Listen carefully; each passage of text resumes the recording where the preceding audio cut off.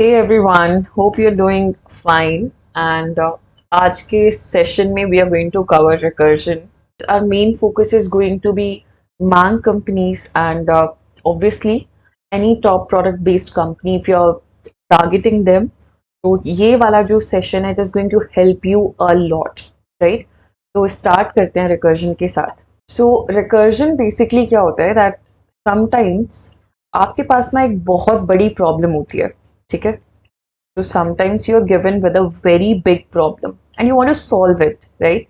तो आप सॉल्व करने के लिए क्या लिखते हैं? आप एक प्रोग्राम लिखते हैं, ठीक है? प्रोग्राम्स के अंदर क्या होता है? प्रोग्राम्स के अंदर फंक्शंस होते हैं, राइट? सो अगर एक फंक्शन इस प्रॉब्लम को सॉल्व करता है then very good, but sometimes what happens is कि using a single function make it complex and sometimes it's not even possible, right? Majority of the times it is about the complexity कि जब आप लोग एक single function के through इसे solve करने की कोशिश करते हो इस बड़ी प्रॉब्लम को, तो कॉम्प्लेक्सिटी बहुत ज़्यादा इंक्रीज हो जाती है. तो हम अपनी लाइफ को ईजी करने के लिए रिकर्जन यूज़ करते हैं. तो इवन दो कि ये थोड़ा हार्ड टॉपिक है but it is going to make your life very easy. और आप इसे इसलिए सीख रहे हो because there are many other concepts that are dependent on it, right? So we'll go into detail of that as well. So this is our bigger problem, which if can be solved with a single function, well and good. If you think that this cannot be solved using a single function, तो आप recursion use कर सकते हैं. इसका मैं आपको एक छोटा सा एग्जाम्पल देती हूँ. सपोज आपके पास एक जैसे क्लासरूम है सपोज, राइट?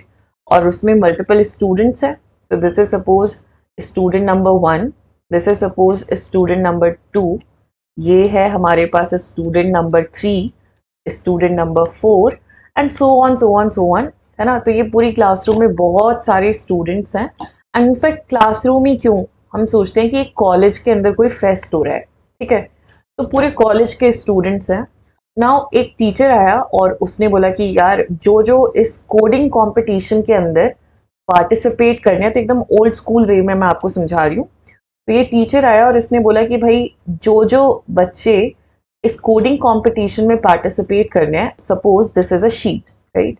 तो this is our sheet and this task the teacher has given to student number 1 कि आप इस शीट के अंदर ना सबका नाम लिख कर ले आओ. अब स्टूडेंट नंबर 1 ने सोचा कि उसने सामने तो बोल दिया था yes I am going to do it, है ना? लेकिन उसने सोचा कि यार ये तो बहुत बड़ा काम है कि अगर मेरे कॉलेज के अंदर 1000 स्टूडेंट्स हैं, तो to go to 1000 students and ask them if they want to participate or not, this is a very tiring process. So let's do one thing कि मैं ये शीट है ना जो, इस पे अपना इंटरेस्ट तो लिख देता हूँ, प्लस मैं स्टूडेंट नंबर 2 मतलब जो भी मुझे नेक्स्ट स्टूडेंट मिलेगा उसको ये शीट पास ऑन कर दूंगा, राइट? सो अब हुआ ये कि इसको सपोज इंटरेस्ट था तो इसने अपना नाम लिख दिया, ठीक है? सो नेम 1 हियर, और जो भी डिटेल्स यहाँ पे लिखी हुई थी, फोन नंबर एटसेट्रा एटसेट्रा, वो सब डिटेल्स इसने अपनी वाली तो लिख दी. और उसके बाद इसने ये शीट पास ऑन कर दी स्टूडेंट नंबर 2 को. मतलब नाउ ये पूरी प्रॉब्लम को नहीं सॉल्व कर रहा है. पूरी प्रॉब्लम ये है कि हर एक स्टूडेंट के पास शीट जाएगी, स्टूडेंट नंबर 1 लेके जाएगा और उनका नाम अपने हाथों से लिखेगा. बट इसने बोला यार ये बहुत बड़ा टास्क है, I am not going to do this alone. तो फिर ये क्या करने वाला है? इसने बोला कि let us do this thing कि मैं ना इसको एक स्मॉलर प्रॉब्लम के अंदर कन्वर्ट करता हूँ, स्मॉलर सब प्रॉब्लम्स के अंदर कन्वर्ट करता हूँ.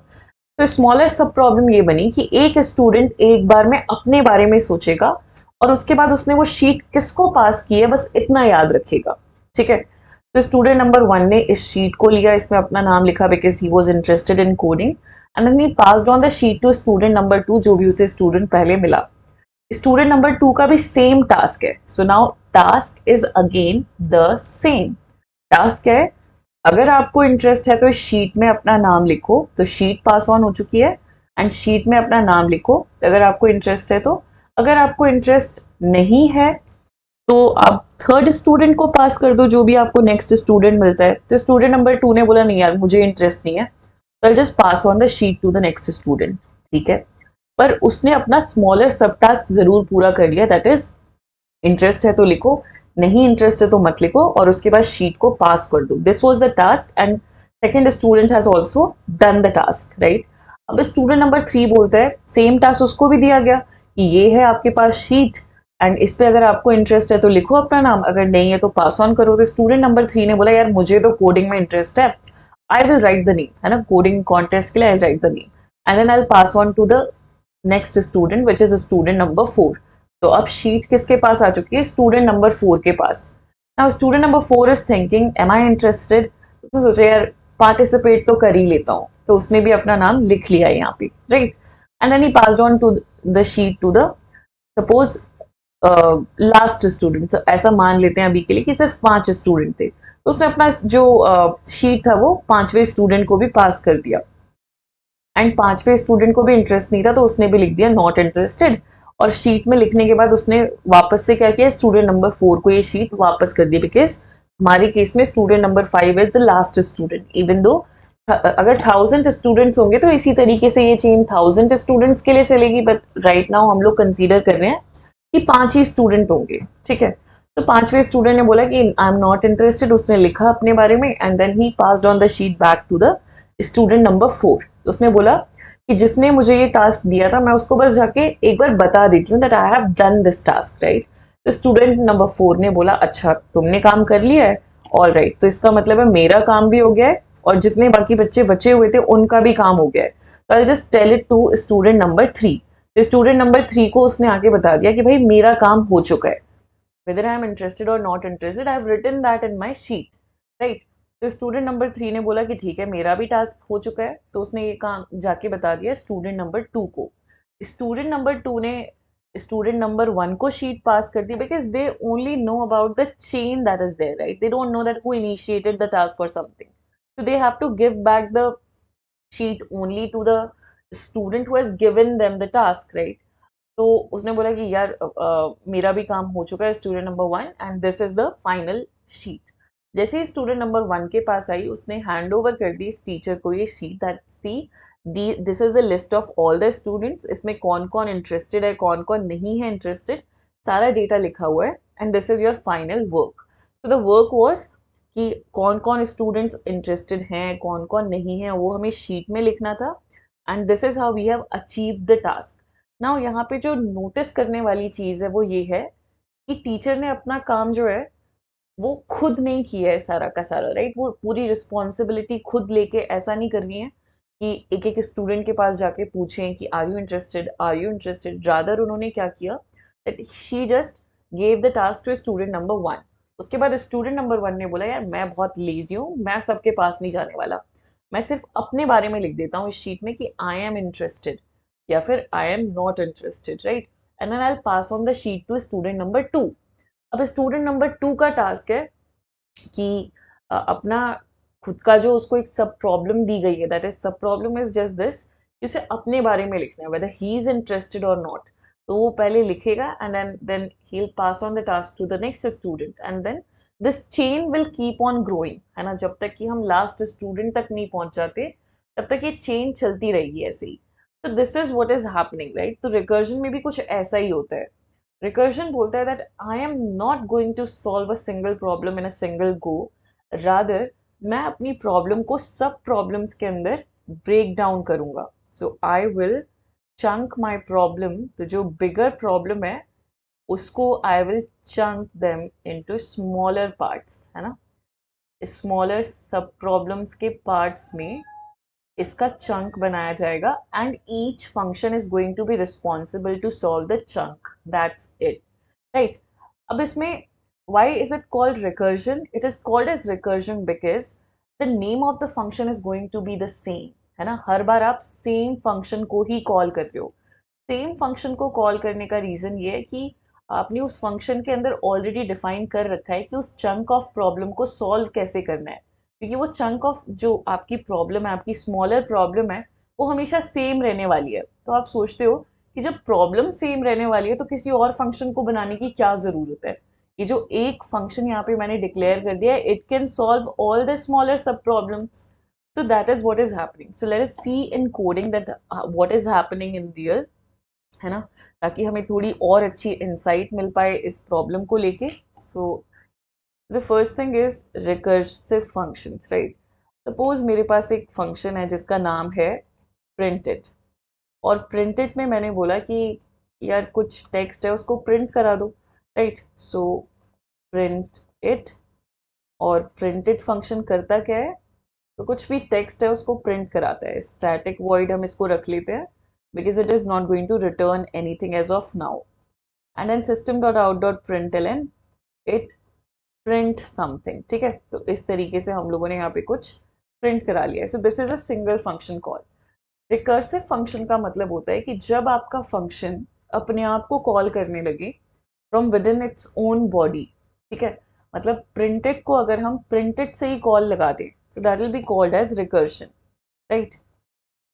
अब यहाँ पे लीनियर रिकर्जन भी होता है और ट्री रिकर्जन भी होता है। दैट इज कि अगर फंक्शन सिर्फ एक बार कॉल लगाता है अपने, the function will call itself from within the body only one time, then it is called as linear recursion. इस टाइप के रिकर्जन को कहा जाता है linear linear recursion. Where as अगर मल्टीपल टाइम्स सेम फंक्शन को call लगाया जाए from within the body of the function, then it is called as tree recursion. अब ये जो कॉल्स हैं वो 2 बार भी हो सकते हैं, वो 3 बार भी हो सकते हैं, एंड मोर देन दैट भी हो सकते हैं, राइट। लेकिन एक बार है तो linear recursion, and more than one time है then it is called as tree recursion. This is the basic funda of recursion. तो now why do we need it, वो तो केस बाद में आएगा। सबसे पहले हम समझते हैं कि बिफोर रिकर्जन अगर हम रिकर्जन यूज नहीं करते हैं तो हमारे पास क्या ऑल्टरनेट है। तो आप यूजुअली लीनियर रिकर्जन का ऑल्टरनेट रखते हो यूजिंग लूप्स, है ना। आप लूप यूज कर सकते हो। So int I equals to 0, I less than, suppose आपने यहाँ पे कोई कंडीशन नहीं डाली है, and then I plus plus, and you are simply saying कि भाई whatever the value of I is उसको प्रिंट कराते रहो, ठीक है। जब आप यहाँ पे कोई कंडीशन नहीं डालते हो तो फॉर लूप बाय डिफॉल्ट इसको ट्रू मानता है, तो इसका मतलब है it will keep on running. तो आप इस कोड को अगर रन करते हो तो you will see that it will keep on running running running जब तक कि मेमोरी में आपका फॉल्ट ना आ जाए सेगमेंटेशन का। दैट इज सेगमेंटेशन फॉल्ट का मतलब होता है that your stack is complete और आपके पास कोई मेमोरी बची नहीं है। इट जब तक वो नहीं आ जाता तब तक ये फॉर लूप चलता रहेगा। तो हम लोग इसे खुद टर्मिनेट कर देते हैं कंट्रोल सी से। एंड नाउ यू अंडरस्टूड कि फॉर लूप कैसे चलता है। तो यहाँ पे फॉर लूप को रोकने के लिए what you have to do is, आपको यहाँ पे एक कंडीशन लगानी पड़ती है एक्सप्लिसिटली। तो आप बोलते हो कि जब आई की वैल्यू लेस है ना 10 से, तब तक आप चलो, और जैसे ही आई की वैल्यू इक्वल हो जाए 10 के, then you have to stop. तो आप एक यहाँ पे कंडीशन लगा रहे हो जिसकी वजह से ये फॉर लूप रुक जाएगा एक पर्टिकुलर टास्क को करने के बाद। दैट इज 0 से लेके 9 तक प्रिंट कराने के बाद ये रुक जाएगा, राइट। तो you want a terminating condition so that आपका लूप आपके कहने पर रुक जाए। सो इसे रन करते हैं। तो 0 से लेके 9 तक प्रिंट कराए, then it is stopping by itself, right. Now अगर आप ये same task function recursive function के थ्रू कराना चाहते हो, then what you have to do is, आपको यहाँ पे एक नंबर पास करना पड़ेगा। सो यू आर सेइंग कि भाई प्रिंटेड को मुझे कॉल करना है एंड आई वांट कि ये ना मल्टीपल टाइम्स चले सबसे पहले। तो हमने बोला कि ठीक है चलाओ इसे मल्टीपल टाइम्स। तो सपोज मुझे यहाँ पर कोई n की वैल्यू प्रिंट करनी है, और n की वैल्यू हम कहाँ पे दे रहे हैं, पैरामीटर में दे रहे हैं। तो हमने यहाँ से पास कर दिया suppose 0, and we are saying कि इस n की वैल्यू को whatever is given to this function has to print it, all right. तो इसे रन करते हैं तो ये 0 आराम से प्रिंट करा देगा। You can see that as well, इसने 0 को प्रिंट करा दिया है। नाउ वी आर सेइंग कि see you don't have to print only 0, you have to keep on printing the next number as well. तो नाउ प्रिंटेड के अंदर से हम प्रिंटेड को ही कॉल लगा देते हैं। तो वी आर सेइंग कि प्रिंटेड को कॉल लगा दो, लेकिन इस बार वो एन को नहीं प्रिंट कराएगा, क्योंकि एन को प्रिंट कराने का मतलब है कि वो 0 0 0 रिपीटेडली कॉल कराता रहेगा। सो लेट अस सी, अगर हम एन ही पास कर देंगे प्रिंटेड को तो what will happen, it will keep on printing 0 0 0 0 0 जब तक उसके पास स्पेस है। तो हमने बोला कि नहीं, 0 नहीं प्रिंट कराना, आप हर बार ना n+1 को प्रिंट कराते जाना, ठीक है, या फिर n+2 वट एवर। तो हमने बोला कि आप हर बार नेक्स्ट जो फंक्शन कॉल लगाओगे ना वो n+1 के लिए लगाओ। तो प्रिंट 0 बोल रहा है कि किसको कॉल लगा दो, प्रिंट 1 को, राइट। तो प्रिंट 1 का काम क्या है कि पहले तो अपना 1 नंबर को प्रिंट कराओ और उसके बाद प्रिंट 2 को कॉल करा दो। तो they are doing their own job, है ना। बेसिकली हमने किया क्या है कि एक लार्जर प्रॉब्लम थी, दैट इज कि सपोज हमें 100 200 नंबर्स को प्रिंट कराना है। हमने किया क्या है कि हमने उसे स्मॉलर सब प्रॉब्लम के अंदर कन्वर्ट कर लिया। वी आर सेइंग कि स्मॉलर प्रॉब्लम क्या है कि अपना नंबर जो है जिसके लिए हमने उसे कॉल लगाया है उसे प्रिंट कराओ, और उसके बाद नेक्स्ट जो नंबर है उसको कॉल कराने का काम नेक्स्ट फंक्शन को दे दो। So you are responsible only for a single sub problem, right? So this is what we are saying. So now printed is only responsible for printing the value of n. It is not responsible for printing n plus 1.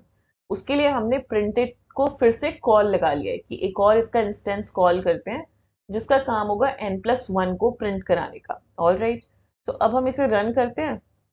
you'll see कि n+1 इस तरीके से print होते जा रहे थे, है ना? And at the end what happened is कि हमारा जो मेमोरी है वो कंप्लीट हो गया because of these many calls, stack frames pushed into stack call stack, and that's why वो स्टैक ओवरफ्लो का सेगमेंटेशन एरर आया, and that's why the program is stopped. तो अब हमें, अगर हम चाहते हैं कि ये ना सेगमेंटेशन एरर की वजह से या स्टैक ओवरफ्लो की वजह से ना बंद हो, रादर हम इसके ऊपर कुछ ऐसा केस लगाएं जिसकी वजह से ये हमारे कहे अनुसार चले। That is when we will ask this particular program to stop, then it will stop, not on the verge of कि अब तो मुझे रुकना ही पड़ेगा क्योंकि स्टैक खत्म हो गया तब मैं बंद हो रहा हूँ। तो दैट शुड नॉट हैपन। तो हमने क्या बोला इसको कि let us do one thing, कि जैसे ही n की वैल्यू, जैसे आपने कॉल लगाया, आप हमेशा कॉल लगाते जा रहे हो प्रिंटेड n+1 को, तो हम बोल रहे हैं कि जैसे ही n+1 की वैल्यू जो भी आपने पास की है, जैसे ही वो इक्वल हो जाए 10 के, तो आप क्या करना है, स्टॉप कर देना है। स्टॉप करने का तरीका है कि कॉल के लगने से पहले रिटर्न स्टेटमेंट आना चाहिए, ठीक है? अब ये कहीं पर भी हो सकता है पूरे प्रोग्राम में, बस आपको ये मेक श्योर करना है कि नेक्स्ट कॉल ना लग जाए।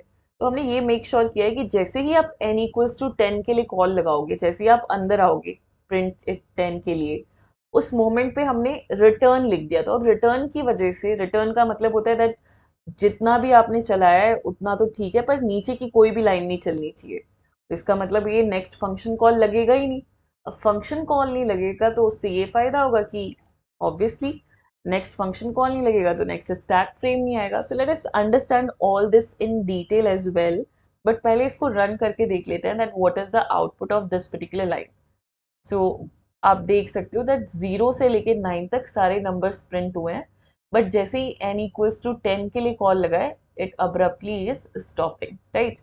So now we have to move and we have to understand that what is happening inside of this function, है ना? इस function के अंदर हो क्या रहा है, we have to understand that as well. So let's start with it.